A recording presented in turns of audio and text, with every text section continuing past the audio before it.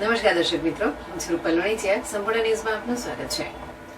ભારત વિકાસ પરિષદ મહાવિજય શાખા ડીસા અને ઇન્સ્ટિટ્યૂટ ઓફ સાયન્સના સંયુક્ત ઉપક્રમે ડીસાના ટીસીડી ફાર્મ મેદાન ખાતે વૃક્ષારોપણનો કાર્યક્રમ યોજાયો હતો.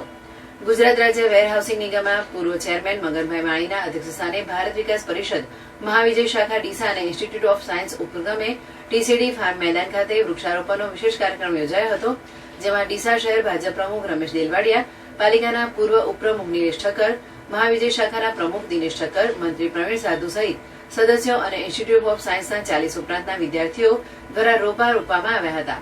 કાર્યક્રમમાં અધ્યક્ષ મગનલાલ માળી દ્વારા વધુ વૃક્ષો વાવી અને તેનું જતન કરી ઉછેરવા અને પર્યાવરણની સમતુલા જાળવવા વિવિધ ઉદાહરણ સહિત અપીલ કરી હતી.